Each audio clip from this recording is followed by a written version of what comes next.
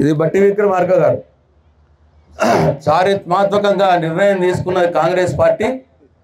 మల్లికార్జున ఖర్గే గారికి యావత్ తెలంగాణ రాష్ట్రం తరఫున నా ధన్యవాదాలు తెలియజేస్తా అన్నాడు బట్టి విక్రమార్క గారు. ఇవాళ వారు ఉప ముఖ్యమంత్రి. మనకు ఇప్పుడున్న ముఖ్యమంత్రి ఏమన్నాడు ఈయన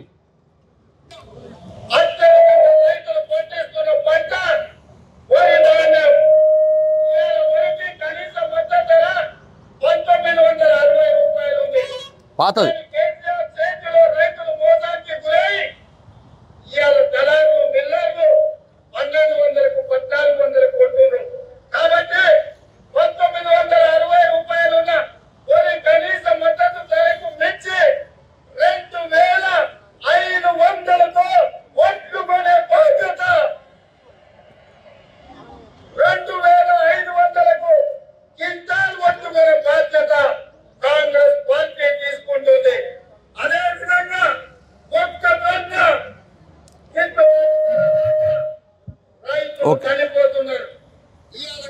హలో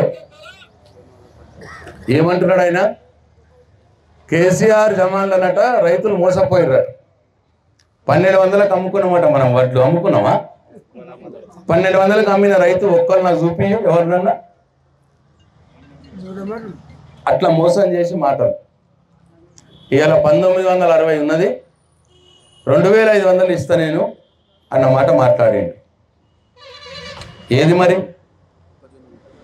కాంటలు పెట్టిర్రు. 2500 500 బోనస్ ప్రకటన వచ్చిందా ఇప్పటిదాకా? పోనీ ఏమన్నా చెప్పంగానే అడిగినామా అంటే 100 రోజులు నువ్వు చెప్పినట్టే ఆగినాం. 100 రోజులు అయినాకనే అడిగినాం. ఎలక్షన్ కోడ్ వచ్చేటప్పటికి నువ్వు గెలిచినప్పటికీ 103 రోజులు. డిసెంబర్ ఎప్పుడు ఎన్నికలు ఎప్పుడు వచ్చినాయి? 3వ తారీఖు.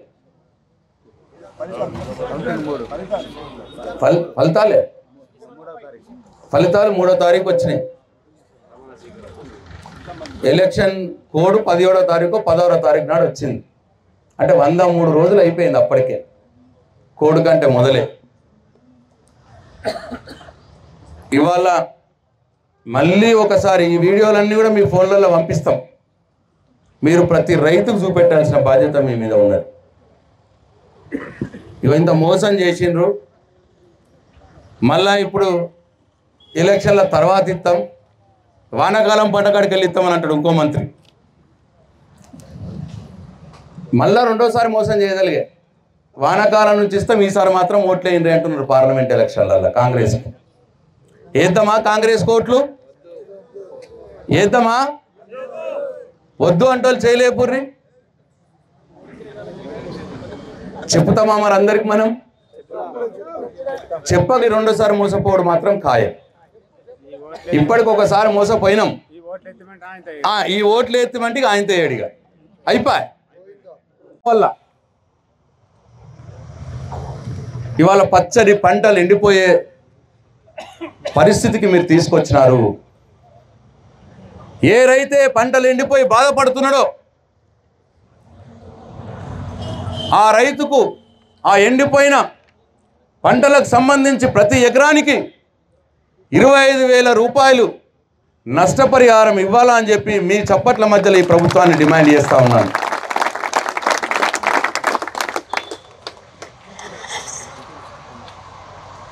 ఇవాళ చూస్తున్నాం చాలామంది రైతులం టింగు టింగు అని వస్తాయా ఫోన్లలో ఎప్పుడు అని. ఎన్ని రోజులై బంద్ అయ్యి టింగు టింగు? 5 నెలలు టింగు టింగు వినిపించుడే లేదు. ఈ దరిద్రపోడు వచ్చిండు, టింగు టింగు మాయమైంది.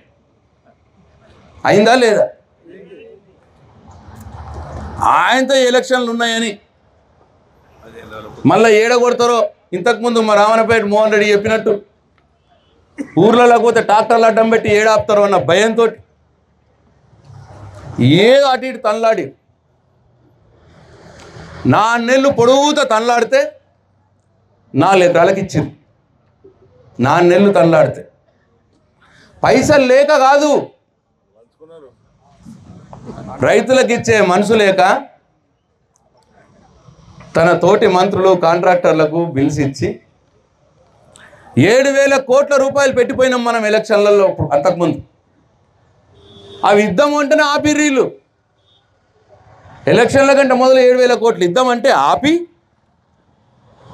ఎలక్షన్లు అయినాక వాళ్ళు అధికారంలోకి రాగానే 7,000 కోట్ల రూపాయలని 3 కాంట్రాక్టర్లకు పంచేసారు. ముగ్గురు కాంట్రాక్టర్లకు పంచారు 7,000 కోట్ల రూపాయలు. రైతులకు రైతు బంధు ఎగబెట్టారు.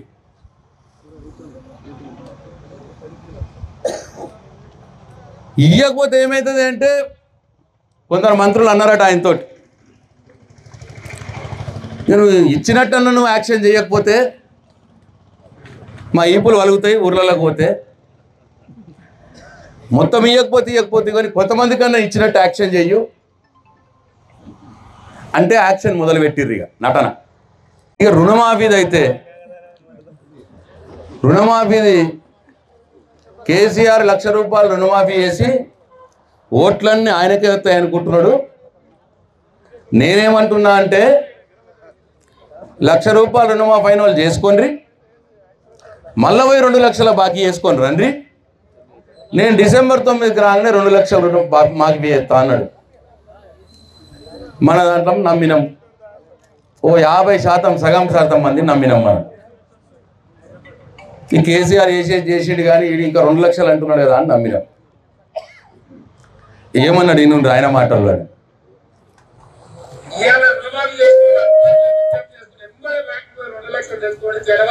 డిసెంబర్ 9 నేను రాగానే మాఫీ చేస్తాను. ఇవాళ చంద్రశేఖర్ గారు ఏమనుకుంటున్నారంటే రుణమాఫీ చేసిన ఓట్లు లేకపోతే నేనేం చెప్తున్నా అంటే రుణమాఫీ అయిన వాళ్ళందరూ ఎంబడి మళ్ళీ 2 లక్షల రుణం తెచ్చుకోవాలి, డిసెంబర్ 9 నేను మాఫీ చేస్తా.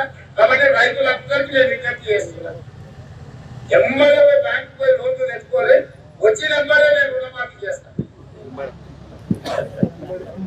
గింత మోసగాన్ని వదిలిపెడదాం మనం? మన దాంట్లో పౌరుషం లేదా? రైతులం కాదా మనం? నాకైతే మరుగుతాంది రక్తం. గింత మోసం,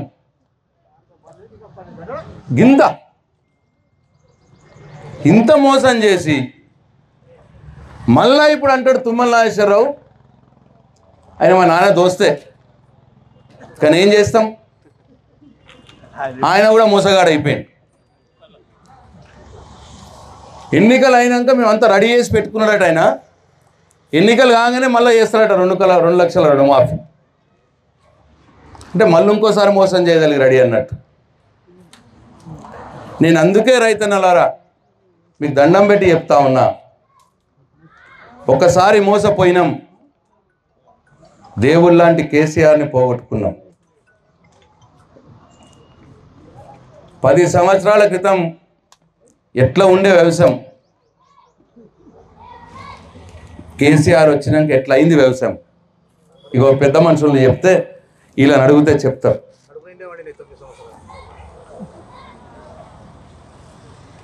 నిరందిగా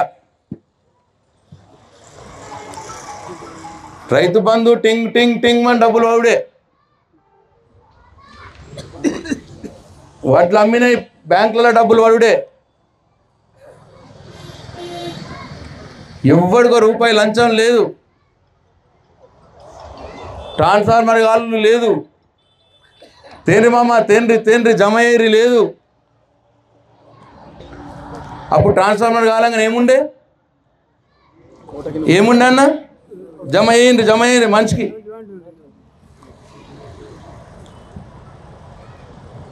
మోటార్లు కాలిపోవు లేదు, వైండింగ్ దుకాణాలకు పోవుడు లేదు, ఏమీ లేవు, నిరందిగా ఉండే. ఒక్కదాని మీద బెంగటీలే. ఇప్పుడు మళ్ళా షురైంది, కరెంటు కటకటలు షురైనాయి, మోటార్లు కాలిపోవుడు షురైనాయి, పొలాలు ఎండిపోవుడు షురైనాయి. బాధ అవుతా ఉన్నది వాస్తవంగా. నేనున్న 10 ఏళ్లలో మొదటి సంవత్సరం తప్పిస్తే 9 ఏళ్ళు సంటి పిల్లని కాపాడినట్టు కాపాడుకున్నాను నేను పాల్గొన్న నియోజకవర్గాన్ని. ఎవరు నన్ను అడగాల్సిన అవసరం లేకుండా ఏ ప్రాంతంలో రైతుకు ఎప్పుడు నీళ్లు కావాలి, ఎక్కడ కరెంటుతో ప్రాబ్లం ఉన్నది, ఎక్కడ సబ్స్టేషన్లు వేయాలి, ఎక్కడ 5 MVA ట్రాన్స్ఫార్మర్ కావాలి, ఎక్కడ బ్రేకర్లు కావాలి, కొనుగోలు కేంద్రాలు పెడితే నా OSD ఉండేప్పుడు విజయేందర్ రెడ్డిని వేల్పురనే కూర్చుండబెడుతుంటుంది. లారీ దించకపోయినా, సంచులు లేకపోయినా, కాంట వెట్టకపోయినా ప్రతి కొనుగోలు సెంటర్ విషయం తెలుసుకొని నేను ఆఫీసర్లకు మాట్లాడుతూ ఉంటుంది.